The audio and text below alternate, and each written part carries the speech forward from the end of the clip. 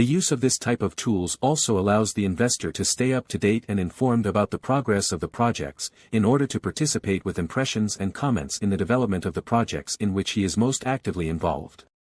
Basically, what is really essential, both for the strategic advancement of the company and for the maintenance of the relationship with the investor-shareholder, is to provide for the structuring of processes and functions, with related work tools and roles, which are dedicated to the management and the monitoring of projects of an extraordinary nature.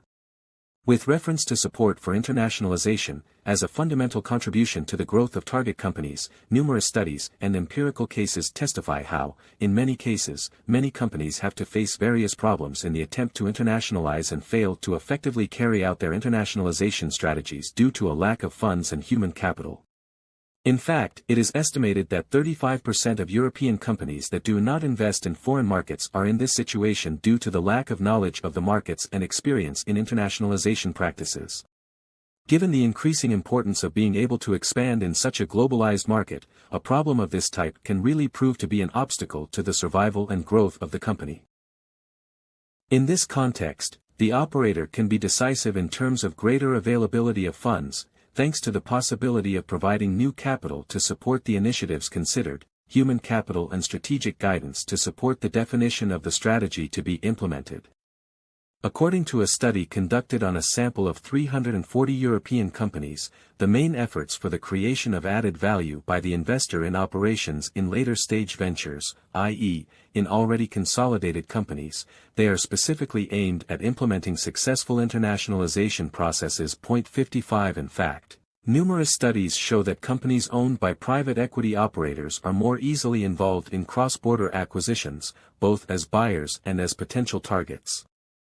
According to some research conducted in Italy on a sample of 154 transactions, in 82% of cases the intervention of a private equity operator contributed to improving the internationalization processes.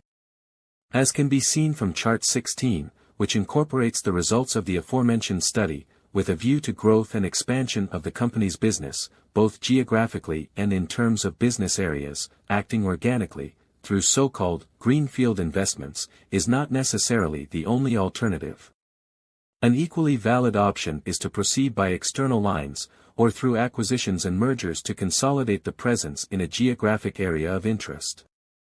In fact, growth through mergers and acquisitions can often be extremely advantageous to the extent that it constitutes a timely alternative to enter a new market by acquiring a good share of it right away. Alternatively, there are several tools for creating strategic alliances with local partners, such as trade agreements or joint venture agreements. It is precisely in this aspect that the contribution of the institutional investor can be particularly significant. The private equity company has in-depth experience in the field of mergers and acquisitions. The investor has all the skills necessary to build and manage an operation of this type, from corporate valuation to structuring and conducting the deal. Skills that, certainly complex and of a specialized nature, are essential in order to be able to consider and implement a growth strategy based on external lines. Growth by external lines is certainly an option in internationalization processes, but also in the creation and access to new business areas, as well as in the acquisition of new technologies to support the expansion and improvement of the range of products and services. Distribution of the number of transactions by internationalization strategy during the holding period affecting company competitiveness is size, i.e., the ability to have the critical mass necessary to benefit from economies of scale and the strength and solidity to compete in the market. In this regard, the specific competence of the investing partner can be decisive in wanting to continue a growth path based on an add-on strategy, a plan focused on the acquisition by the company of one or more companies operating in complementary sectors or in new business segments that you want to integrate.